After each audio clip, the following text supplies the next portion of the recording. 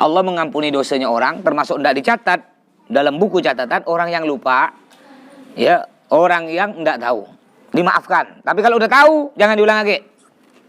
Termasuk orang tidur. Orang tidur, ini orang tidur tidak dicatat amalnya. Ya, maksudnya amalnya, pekerjaannya tidak dicatat. Ada kan, ada orang tidur nih, betul-betul tidur lalu dia ngigau. Ngigau, dia bunuh orang, set. Ya, udah mati orang baru dia sadar, tidak dosa. Namanya orang tidur.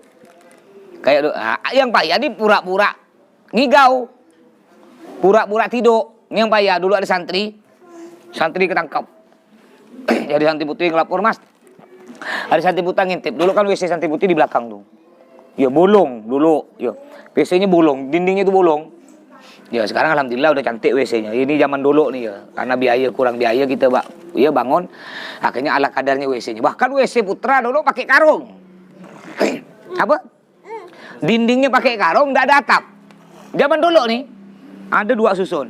Dinding karung, nggak ada atap. Jadi asal berak kena kawan dilihat. Balu panjang, woi, kata dia. Karena pendek segini dilihat. Kadang dikerjakan lempar gitu ya. Dulu sebelum pakai WC karung dulu, masih dulunya gini hutan semua. Belum ada WC. Pakai apa? Pakai istilahnya bom. Tahu bom ini? Jadi berak di hutan-hutan pakai plastik, diikat lemparkan, siut kata dia, tengah hutan. Rupanya di tengah hutan ada kawan lagi berak. Siut cetes jatuh, bantah belele-lele itu. Ini pondok sini nih dulu ya. Dulu masih letingnya ya bapaknya Ilut, letingnya Mesurip, leting bapaknya Royan nih. Leting-leting zaman dulu. Ya, ini masih dapat bapak dia nih dulu nih. Bapak dia tak mondok, cuma ya taklim ke sini.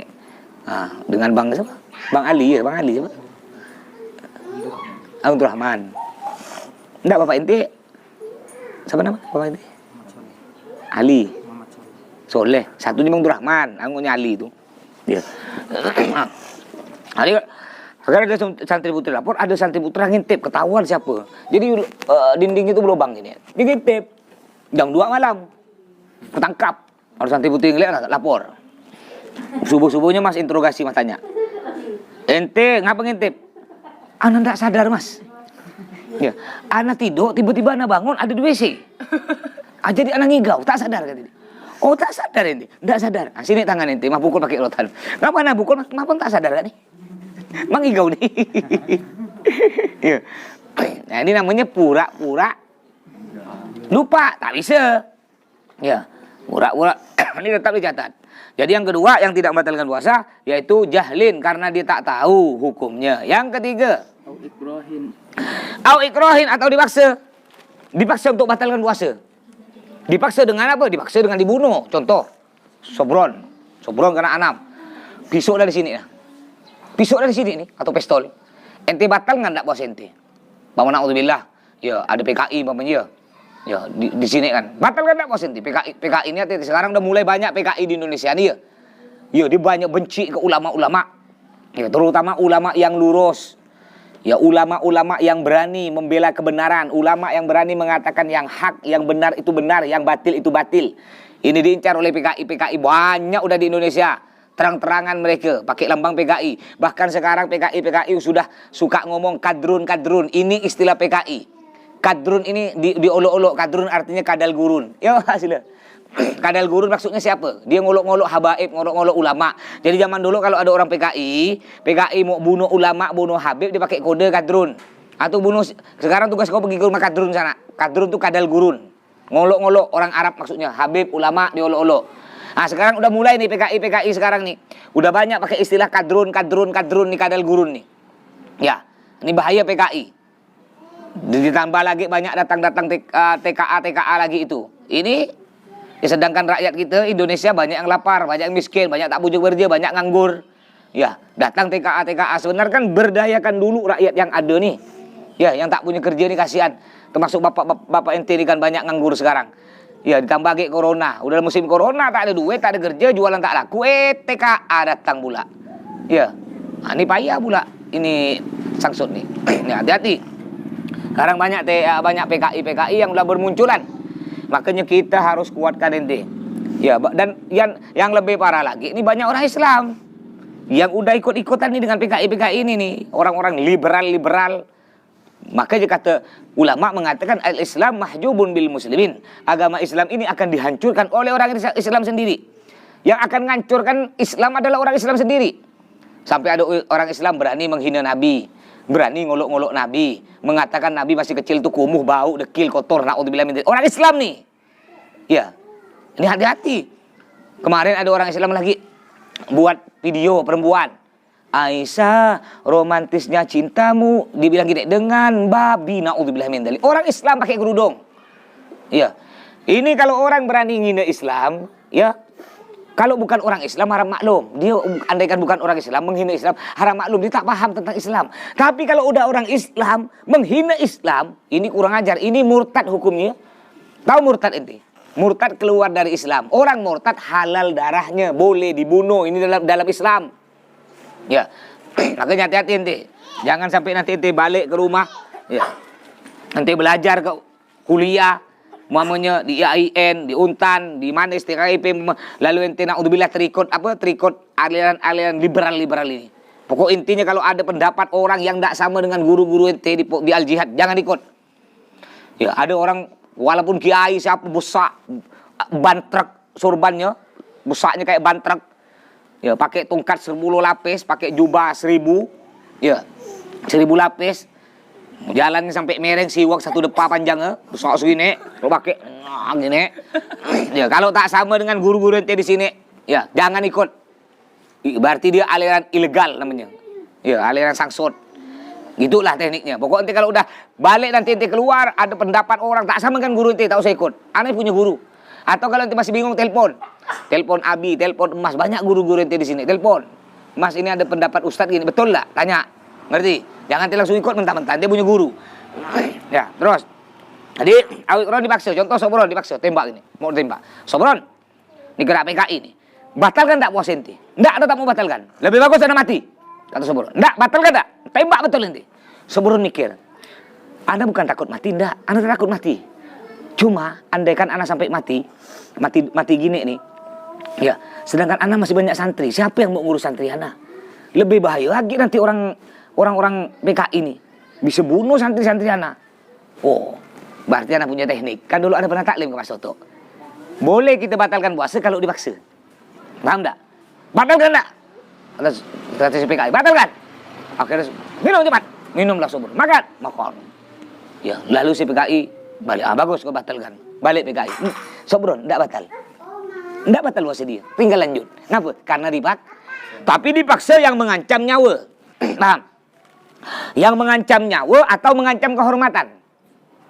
Contoh enggak mengancam nyawa Sobron, tapi mengancam kehormatan keluarga. Kehormatan keluarga. Contoh Sobron, ente batalkan enggak puasa. Kalau ente tak batalkan puasa, perkosa bini ente sekarang nih. Naudzubillah, bini udah telanjangkan dan siap berkosa.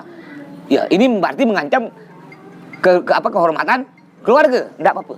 Itu termasuk dipaksa. Tapi kalau cuma dipaksa gini, ya, Sobron, batalkan enggak puasa? Tak batalkan hujan tet kuping kau ya. Ini bukan maksa. Ya. Atau Sobron, batalkan puasa? Tak batalkan tumbuk ente ya. Tumbuk enggak sampai bunuh. Atau gini, Sobron, batalkan enggak puasa? Kalau ente tak batalkan puasa, besok ente sekeluarga ada bunuh, besok. Batalkan enggak sekarang? Ya, enggak usah batalkan. Ngapa? Kan masih besok, masih bisa lapor polisi, masih bisa mengumpulkan kawan ente, pasukan ente, keluarga ente untuk nyerang dia. Kan masih besok. Jadi yang dinamakan maksa kalau ngancam jiwa sekarang, paham? Itu namanya maksa. Nah, atau ngancam harga diri, kehormatan keluarga, ini juga maksa. Kalau bukan harga cuma harta benda, enggak masuk maksa. Sobron, batalkan enggak? Ndak batalkan ente mobil Alphard, ya mobil Alphard ente itu hancurkan. Ya ndak maksa, itu urusan dunia, tak bisa. Sobron hancurkan urusan ente. Dihancurkan betul. Ya udah. Berarti bagus ente. Ya, bayangkan. Mobil Alphard harga 1 miliar lebih. Alphard yang baru. Bukan Alphard yang second, itu bukan Alphard, kata Bang Sihul. Mobil apa tuh? Mobil Alphard gitu. Al-Fatihah. Ya, ada Alphard murah 200 juta. Murah 200 juta, masih mahal mobil apa tuh? Ras baru 300 lebih. Ya, Alphard yang second murah 200 juta. Bahkan ada kemarin nawarkan ke Mas 150 juta Alphard second. Ya, cuma sakit Alphard tuh ya. Murah harga 150 juta tapi pajaknya 15 juta. Dapat motor satu. Menang gaya. Kalau Avanza yang terbaru harganya 300 juta. Pajaknya murah balik 3 juta. Paham? Jadi yang ketiga enggak batal puasa kita kalau dipaksa untuk membatalkan, enggak batal. Yang keempat, Wabijabaroyani rikin bima baik. wabijarayani apa? Wabijabaroyani rikin. Wabijaroyan. Jaroyan bukan bak tuh. Ya. Wabijarayani rikin, dan dengan mengalirnya ludah. Dengan mengalirnya ludah, ya. Wabijarayani rikin, dan dengan mengalirnya ludah. Wabijarayani rikin, dan dengan mengalirnya ludah. Bima, dengan sesuatu. Baina asnanihi, di antara gigi-giginya. Baina asnanihi, di antara gigi-giginya. Waqad ajaza, dan dia tidak mampu. Waqad ajaza, dan dia tidak mampu an majjihi, untuk apa? Mengeluarkannya. An majjihi, untuk mengeluarkannya. Li udrihi, karena udurnya. Li udrihi, karena udurnya. Maksudnya gini. Bahasa Pontianak, tetelan. Ada nelan, ada tetelan. Yang mana yang sengaja? Tetelan sengaja tak tetelan? Tak sengaja, itu tak batal. Tetelan tak batal. Contoh nih, hati. Kan kita buka habis sahur.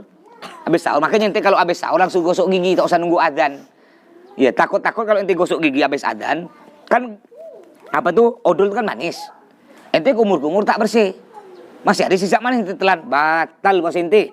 Jadi kalau ente kumur-kumur harus balik asal. Asalnya lidah ente apa asalnya? Tawar, harus balik tawar.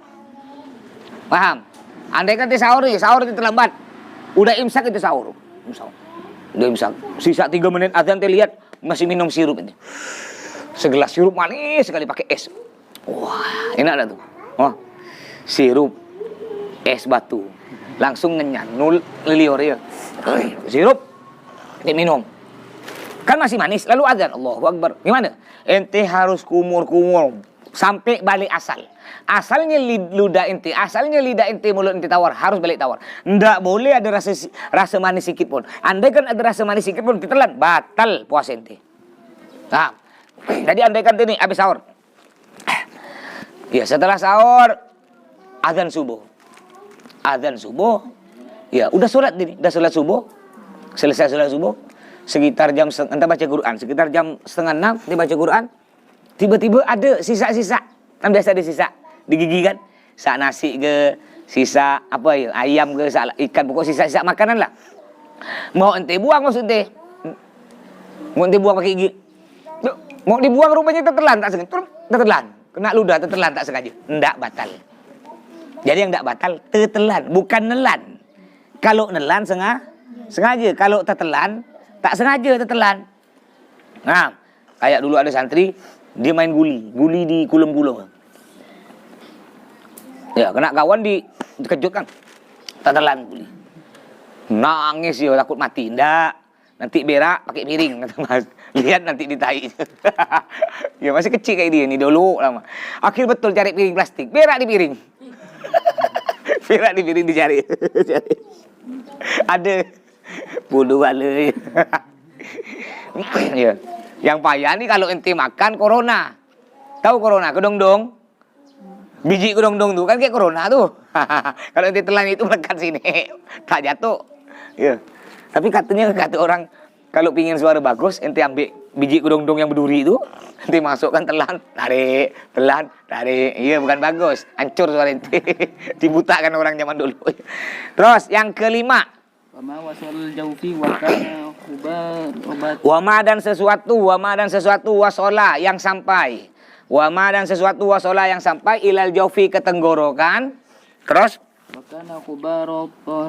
wakana dan barang itu ubarotorikin debu jalan. Wakana dan barang itu ubarotorikin debu jalan. Tak batal. Pemerintah pakai motor nih, langsung gini, debu banyak. Tengah debu banyak gini. Masuk debu, pergi ke dalam, tak batal. Ya, tak batal. Paham? Ya, sesuatu yang masuk. Tapi dengan syarat enggak sengaja. Kalau tengah ada puting beliung angin, banyak debu itu enggak. Batal. Kalau tak sengaja enggak batal. Terus. Termasuk juga enggak batal kalau hujan deras. Ente jalan atau pakai motor. Kan banyak hujan. Masuk-masuk tuh kan? Kadang-kadang tiba ya nak tetelan kan? Tetelan enggak batal. Tapi dengan syarat tetelan, bukan nelan. Bukan ente jalan gini, ente jalan atau ente digonceng pakai motor kan bapak ente ya. Dijemput balik nanti nih, mama jemput. Ente gonceng pas hujan deras nih. Batal sama dia. Yang selanjutnya, Wa ma wasala ilaihi wa kana khurbalata daqiqin. wama dan sesuatu. Wama dan sesuatu wasola yang sampai ilaihi ke tenggorokan. Wakana dan barang itu terus Khurbalata daqiqin. korbalata torikin. Daqiqin. Ah, Daqiqin. korbalata dakikin. Apa ya? Sama debu apa? Apa ya? Tepung apa? Apa bukan debu tepung, apa istilahnya bahasa Indonesia yang betul? Apa? Kalau air kan percikan air, kalau tepung. Nah, iyalah debunya tepung lah, gitulah. Tak ada lagi bahasa. Maksudnya gini, debunya tepung. Bapak ente dengan batuk emak ente. Kadang-kadang kan kalau hampir-hampir lebaran tuh kan emak ente buat apa kue itu kan, tepung kan. Ya, ente bantu. Tepung nih belum diberi air nih, belum beri mentega. Ya, bang, tepung itu campurkan vanili yang kecil-kecil itu dengan garam. Campur, nanti campur. Ya gitu campur, adik ente tak ada kerja. Adik ente diambilkan susu kaleng, lemparkan ke adonan tepung. Pus, ente tengah. Pus termasuk telan. Ya, enggak batal. Enggak batal. Ya. Atau banyak nih tepung nih. Ya ada budak-budak kecil main tepung, terbang-terbangkan. Ya. Nanti asik ngomong. Ya asik ngomong, termasuk enggak batal. Enggak termasuk. Namanya tetelan, enggak batal. Ya. Tapi nanti kalau ente balik ke rumah, jangan lupa bantu orang tua ente. Jadi ente bilang ke bapak ente, udah pak, bapak istirahat. Ya anak mau bersihkan rumput di rumah. Rumput dibersihkan. Ya ajak adik-beradik ente. Kalau enggak ada cuma ente sendiri di rumah, ente sendiri elapnya jendela ente. Tapi rumahnya jelek. Tak peduli rumah, tak peduli jelek, yang penting bersih. Walaupun rumah cantik tapi kotor. Walaupun rumah ente tak terlalu bagus tapi bersih. Suka enggak tamu masuk? Bersih. Ini kacau dielap, disapu. Ketika ada tamu enak diduduk bersih. Ya kayak rumah emak nih kan di luar nih. Walaupun di luar tamu-tamu kalau masuk rumah saya masuk dalam, enggak usah, enak di luar. Karena disapu terus bersih.